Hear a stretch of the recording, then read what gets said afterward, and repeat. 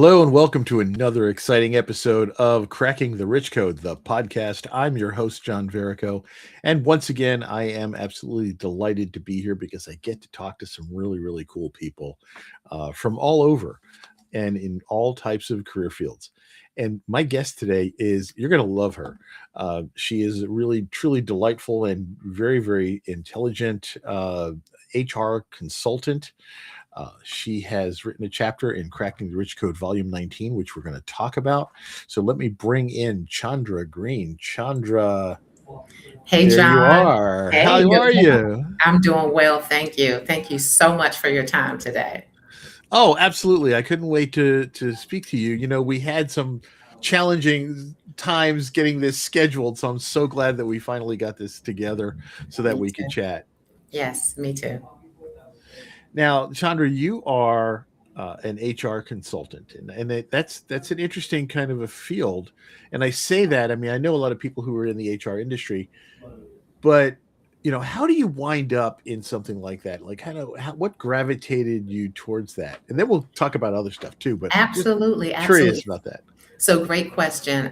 Originally, I was working in, operations, call center, background in sales. I worked for a couple of insurance companies, Allstate, State Farm. I worked for Bell South in the customer service arena. And for me, I can just remember twice ever during that time actually reaching out to human resources.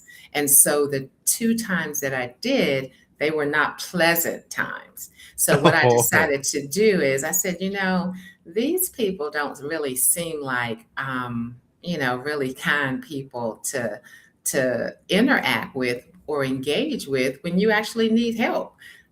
So when I decided to go back to get a graduate degree, human resources came up. And it also came up because I'm a mediator by earlier profession, love mediation, love helping people solve their conflicts. Mediation is interesting because it does make you walk away with, my life isn't that bad, or yeah, I'm doing pretty good, right? Compared to others. And so when you're talking about helping people solve conflict or just working and listening, working in mediation, um, the, those skills are things that you use within human resources as well. So again, I was already in mediation, doing a lot of pro bono work and partnering with the different cities and counties that I worked in, along the lines of assisting with the court systems. And so when I decided to go back to school, that mediation conflict resolution piece and the HR piece, I think that they went hand in hand for me. And then one of the first jobs that I actually got right before I finished grad school was as a recruiter. And that was really helpful because a lot of times people will start working in the HR field in recruiting. Wonderful field, wonderful place to start. You definitely get to look at, source the requisitions or the positions, connect with leaders to find out exactly what they need, and then from there you're able to interact or interview people that are interested, so these candidates that are interested, so you're getting to know them. And if you're someone that likes meeting people, it's a wonderful job and wonderful role to be in. And then from there I started doing conflict resolutions or working as an employee relations manager, and then HR business partner, and for myself, phenomenal resources, HR business consultant. wow, that is quite a path. But it's interesting how you kind of saw the problem from the customer perspective when you had to reach out to HR, Oh, yeah. and you said, "I'm going to pull all this skill set that I've been working on." And first of all, it was helped you to recognize that there was a problem there, Right.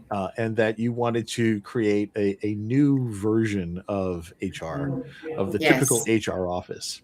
absolutely. And HR and employee relations are really they're actually very, very close to my heart. I've been in employee communications, employee relations for a good portion of my career, as well as public Mhm. relations side of things. But that part of stuff, I always consider the internal audience as the forgotten audience. So many businesses are focused on their public facing image and all of that stuff, and they really forget that their people are their true asset, and Resource. their That's right. people are who actually represent them, or Hmm. represent their brand. And if they're not taking care of their people, their people are going to take their customers away. Yeah, absolutely. The thing too for me is that I think as an HR business partner or just, any HR partner, period, we should be focused on helping people advance in their careers, Mhm. understand what it is that they do and how to do it better so that it can actually help them to want to do more, want to actually feel valued. And I don't, a lot of times that's not seen. A lot of times when I am connecting with associates, employees, partners, vendors, we are just so busy with trying to get through the day. People are not feeling truly valued, no matter what mission the company is standing on. Um, the true resource are the employees, and a lot of Mhm. employees are not feeling like they really love their job or that someone cares enough to help them find that sweet spot for their roles. Nice. And you try to help to bring that to the forefront for them, Absolutely, and yes. correct that stuff. I love it. I love it. So I know we jumped like right into that stuff, but let's get into a little bit more about kind of who Chandra Green is, and let's tell us a little bit about yourself. I know you go by the nickname Cece. I do. I do. Yeah. So with my name being Chandra, John, you can imagine the variations I get. I get Chandra all the time because I guess that's how it looks. But it's since there are two A's, then that long A sound on Chandra is how it's pronounced. Right. My mother was a school teacher, but nonetheless, I when could I was tell just in the way you said that. There was yeah. some of that coming Oh, yeah, out. serious. But when I was in junior high school, they call it middle school now, I Hmm. gave myself the nickname Cece. It stuck. It was much easier. And it used to be, it's so funny how times, things change. So when I was in junior high school, I gave it because people were messing up my name. Now I keep it a sacred and I don't just voluntarily give people that name to call me. In my opinion, you have to be a really good friend, for me to allow you to call me Cece. But hey, I'd rather you call me Cece than Chandra any day, any day. So I don't know where they get Cassandra from. I have no idea, but I hear that. I hear Chandra, I hear Sandra a lot, and I get it because different, like the share sound with a C. People will say Chandra, but it's Chandra. It's a very hard CH, and then it has that U sound in there with that long A. I Yeah, love it. I love yeah. it. So where does that come from, by the way? Was that a family name, or how did your mom come up with that? Ooh, great question. So, my mother worked when she was in college at a daycare after school, and she knew a little girl named Chandra. And she said that the little girl would play with the rest of the kids. And at the end of the day, when her parents came to get her, she was just as pristine as she was when they dropped her off. She always wore like nice little frilly dresses. Well, unfortunately, I was a diehard tomboy, so that wasn't my story. And I mean diehard. My father has two girls, and I'm the oldest, and I could do everything the guys could do, and it was like my dad was okay with it, so I just went in harder. But the name itself is not a family name, but I believe it's an East Indian name, and so I know it's a root name also. So you'll hear Chandra at the beginning of names in Hmm. the Indian in East India. But it also means moon. So, my understanding, and this is what a doctor told me many years ago when I was a kid, that if you are a female and that was your name or even a part of your name, with it meaning moon, it meant that you're the daughter of the moon. If you were a guy, you're the son of the moon. I mean, you're a son of the moon. So Wow. it works for me. I love the name. I definitely think it's unique. However, I almost started a Chandra club on LinkedIn because I know about 9 other Chandras, and I met Really? them all through LinkedIn. I mean, Chandra Brown, Chandra White, seriously, Chandra Black, several of them. Chandra Brown, no kidding. I'm Now not wait a making minute. this Oh, up. are they I'm all, not do they making all this have color last names? No, they don't. They don't all have color. But Chandra Green, yeah, yeah, I Chandra can't Green, spell Chandra the White, Chandra Brown. Wait a minute. Exactly, exactly. So I personally, when I was in school, knew a Chandra White. She was a year older than I. And then many years later, just working in corporate America, there was a Chandra Brown that I met. And we joked with the same thing, like, wow, how unusual that is. So yeah, yeah, That not a is family name, but amazing. I hope maybe my grandchildren will name one of their kids Chandra. That would work for me. I'd love that. Let it carry on that way. There you go. I love how your mother was inspired by a little girl who Yeah. was just, she was like the epitome of good behavior and stuff. And Yes. she was kind of Yes. hoping for this prissy little Wishful thinking. princess. Yeah. Yeah. Yeah. Wishful thinking for Instead sure. she got moon She goddess, got right? moon goddess. I love it. That's right. That's right. I need to get a T-shirt. I think I'm gonna get a T-shirt, John, that says moon goddess. I like that a lot. Let me write that down. Let me write that down. I love it. I Oh, love it. Chandra, you're an absolute delight to talk to, by the way, and I'm really thanks. enjoying our conversation. There's so much to ask about, and one of the things, let's kind of go back to, as you're progressing through your career, you now have become a John Maxwell certified speaker and coach, and I know Mhm. you're still working on that kind of a thing. Yes. And now you've become an international best-selling author Mhm. by being part of the Cracking the Rich Code series. Now, Right. you wrote in the volume 19, it Yes. was, and your chapter is called Reset Your Life. So let's talk just a little bit about what you had in mind with that chapter and what you want people to learn from it. Would love to. So one of the things that I have done throughout my life, and it's a good and bad, it has its pros and cons, is I've kept a journal, right? So being much younger, having a diary, being able to go back and looking over, some of that, some things that have happened, whether they were challenging challenges or just, happy things, just kind of recalling it. And so the thing with that is that, when you go back, it's like you're looking at a past story, Sure. And one of Yes. the things that I realized is that if I had been very determined to move forward, because I have thrown, I have thrown several diaries away in the past because I said, "Oh my God, I don't ever want to go back to that. That was not good, or that was horrible, or my goodness, I'm glad I'm over that." So When you were when looking I at your teenage angst, right? Oh my goodness, that and some other things, unfortunately, even after that. But when I had the opportunity to connect with Jim Britt and we were having a conversation, I realized that, like most of us, I had several stories I could tell. I had several experiences that I could lean into. I had several different opportunities to share with others what worked for me. And so, what I decided to do was to combine some things from my past leading up to my future.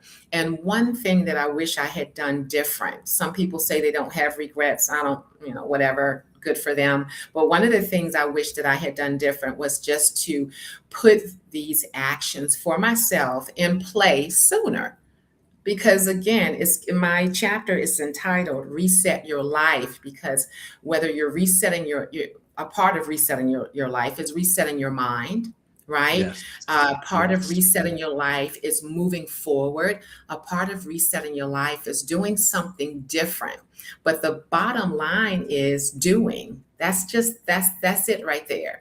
And so though I have been able to move forward in life after some obstacles, sometimes we stumble and we just stay in that place for a little longer than we need to. But once we make that decision to move forward, we can do whatever it is that we want to do. And one of the things that I love as looking back in diaries and me being able to put several different things together, because that is how I created my chapter, starting off with some information that maybe was not as pleasant, but it was placed there because I wanted to grab the reader's attention. I definitely feel like I was able to pull them in so that they would be interested enough to read through the rest to see that the victor at the end. So never a victim. I'm not a victim, but there's victory at the end. And I feel really good and really proud about that work. I like that. Never a victim, but there's victory. Oh, absolutely. Yeah. I Yeah. believe Well that. done. Well Yep. done. Yeah. Well done. Well, I do not have a copy of 19, so I'm going to have to.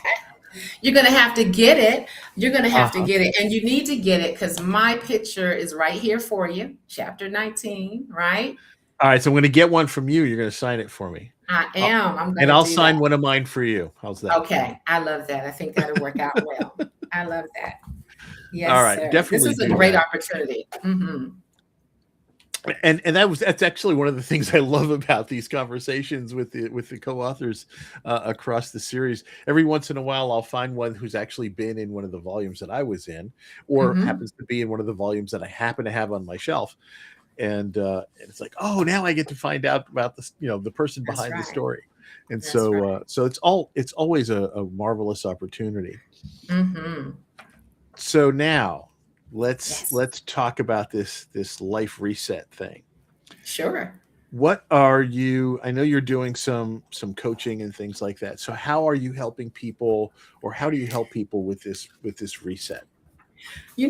Coming up with a plan, you might hear it called, action plan, revision plan, but just coming up with steps that they can take, small steps that are in small chunks within these steps that can help move them from Perfect reminder. where they currently Yes. are, that's right, to where they're wanting to go and grow. And I think that that's the focus there. So a lot of people may do that in their daily jobs.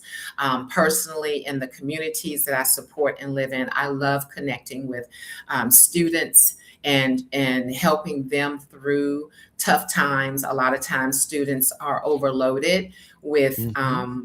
getting through, being away from home for the first time, meeting the wrong friends, or not meeting the wrong friends, connecting with the wrong groups that are taking them into a different direction, and they're needing Hmm. to get back on path. And so what I love about life, nothing I'm saying is new, right? But what I love is just reminding people that we all get the same 24 hours every new day. So we all get that. That's a reset in itself. So whether or not you had a great day yesterday and today you're planning to continue that day, then keep on going, keep on moving forward to whatever that is. But to answer your question in short, it's a plan.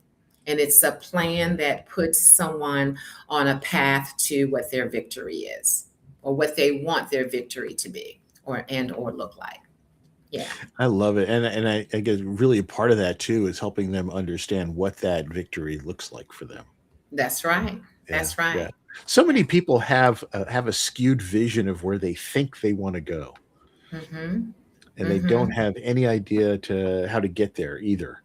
And so really, it's good that you're doing this with the kind of work that you're doing to help people to figure that path out. Go ahead. Yeah, and what I love is that that's okay. They don't have to have a defined ending at all, because as you're saying, as you start to work your way through, something may change. A lot of us, I think you and I, maybe in our um, earlier chats, are saying that there are so many different things that we're interested in doing. And so the Hmm. direction can go many different ways.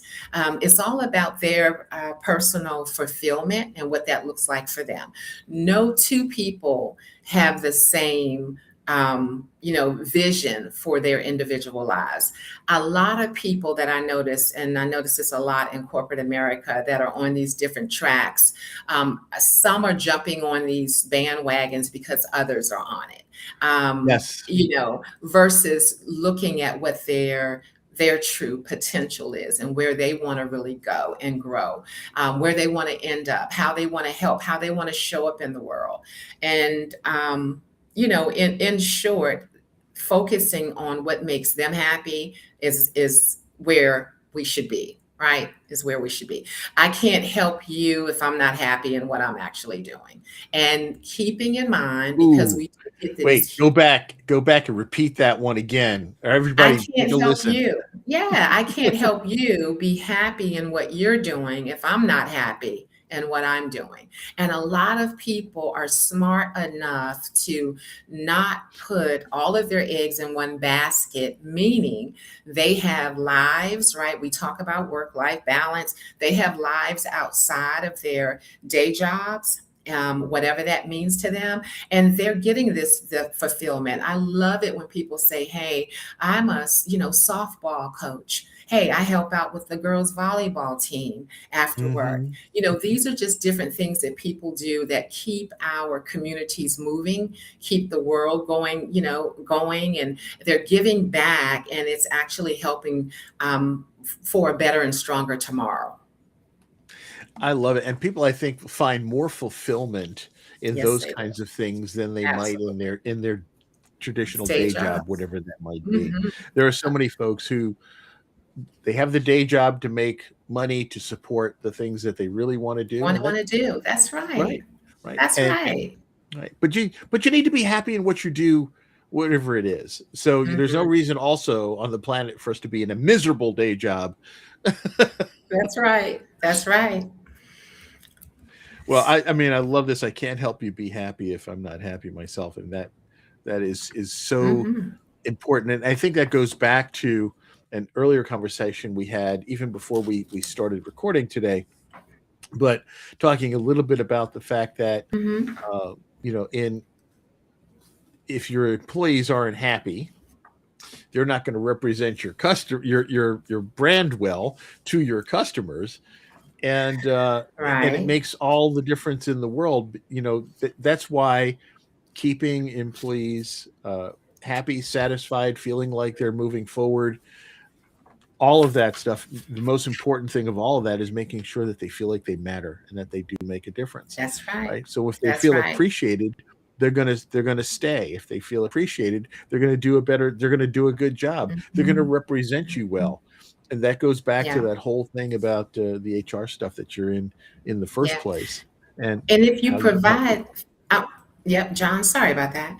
If you provide the proper feedback and coaching with them, they realize that you're vested in their future and that you want them to be better. You want them to get better. But instead, what happens a lot is people will talk around them, everyone else haven't Hmm. provided the proper information. And we do have a lot of people or leaders that are not very strong, so they hide behind the fact that they don't know how to coach, they don't know how to have difficult conversations, or they just don't want to do it.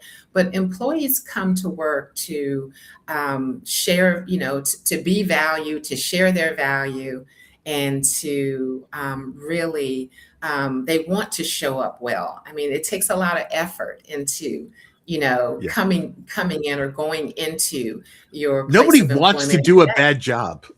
No one wants to do a bad job. I agree 100%. I really do.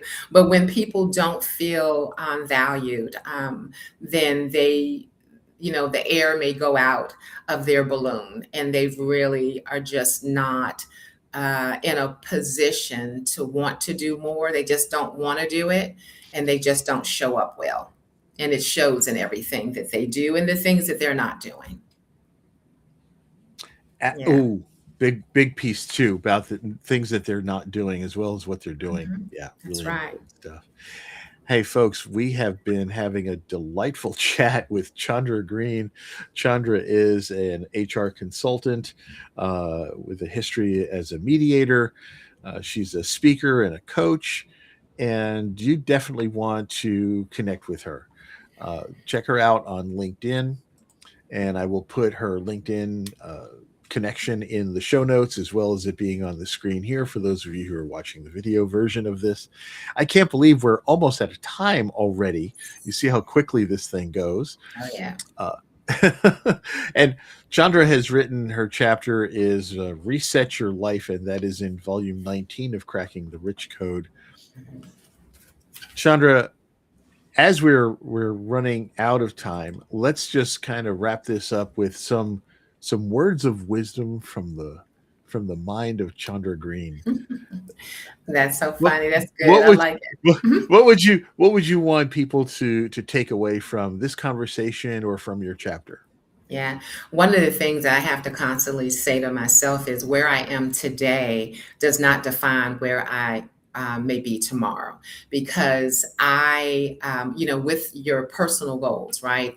I know where I'm trying to go or grow to, and everyone's path is different. I know many of people that never thought about being millionaires, and they are, and that was because of their particular focus. Their focus was really more into others and how they showed up versus being Right. self-centered, or having that overly self-gratifying piece of it's all about me.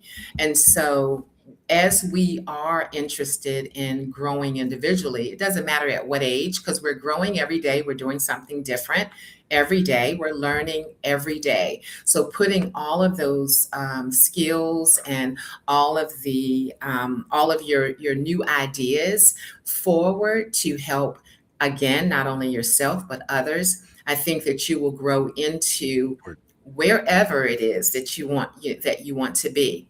In my chapter of Reset Your Life, what I wanted to share is that I started my story off at a place that was really down and dark and heavy, and people can relate to it. So whether it's a divorce, it's a bad breakup, whether it's a job loss, whether it is losing a home, losing a loved one, these are all things that we need to step back and then move forward with a plan, just Right. resetting our lives. So my words of wisdom would be, again, no matter where you are today, tomorrow is another day, and you can be anywhere you want to be tomorrow. Only you can reset your life for yourself. Don't try to do it for someone else, but don't stay in the rut. Get a plan, make it happen, move forward, and take steps day by day to do something I better love it. and different. Mhm. I love it. And you hinted at something earlier. It really, no matter where you are in life, what stage or what age, it doesn't really seem to make a difference because we're constantly reinventing ourselves, Constantly. and we're constantly growing into a new version of us, and Right. comparing yourself to other people is really it's counterproductive, right? The only That's person you right. need to compare yourself to is who you were yesterday. That's right. That's right. That's right. And focus Chandra on Green, growing from there. Hmm. Chandra Green, fantastic conversation. Everyone, please check out her chapter in Cracking the Rich Code, Volume 19. Her chapter is called Reset Your Life. And connect with Chandra on LinkedIn. It's probably the best way to get in touch with her. And she just goes by Chandra Green on LinkedIn, so you should be able to find her easily. But I will put her link in the show notes. Chandra, thank you so much for a wonderful conversation. It's been absolutely delightful and enlightening, and I look forward to us having further conversation going forward. And let's do a book swap. Sounds good. Definitely. Thanks All a lot, right. John. Take care, everyone. Thanks again for listening to the Cracking the Rich Code podcast. I'm your host, John Verico. Had an absolutely delightful conversation today with Chandra Green. Come and check us out. listen to this episode a couple of times because there's little golden nuggets sprinkled throughout, and then check out the next episode. Who knows who we'll have next? Take care, everyone. Have a great day.